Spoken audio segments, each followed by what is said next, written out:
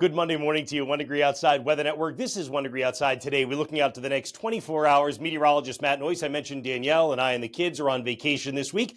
It's a change of scenery. You're still going to get all your videos, but the beard may grow and maybe the kids and Danielle get me out of the suit this week as well. All right, heat's going to peak for us on Tuesday, tomorrow, but Wednesday is going to be equally hot. In fact, for some of us in southern New England, the heat will peak on Wednesday, but today's hot too, by the way. Storm chance is going to be growing slowly Tuesday, Wednesday, and then the most unsettled day is on Thursday. That should clear out of here, though, so that the weekend right now looks really, really good, which you can see in the 14-day forecast, which you'll find on our app. 5 stars, totally free. Just search the number 1 Degree Outside Weather on the App Store and Google Play. Our Insights video coming out later this morning will take care of a look through the rest of the week and a preview of the weekend. But for the next 24 hours, this evening, you just want to be on guard. We may get a storm across the far north country from St. Albans to Newport, Derby, Lake Memphremagog, running into the Pittsburgh area of northern New Hampshire during the evening, and that may dive all the way down to the Maine coastline by early tomorrow morning. It's riding right on the edge of the deeper heat and humidity that most of us are getting into during the day today.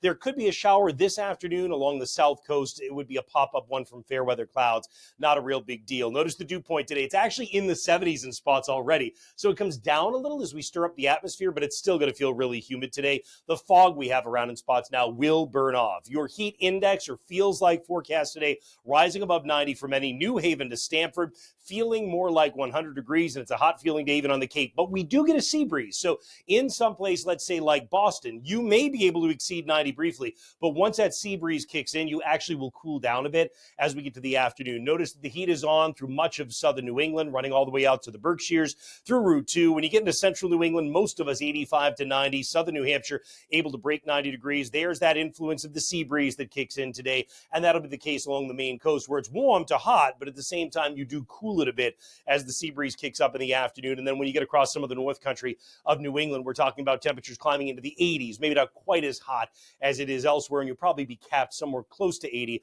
around the northern tip of Maine when all is said and done today. Overnight tonight, down to the 60s, a little bit of patchy fog again. It's still muggy, and again, there's a chance for isolated storms tomorrow in the afternoon.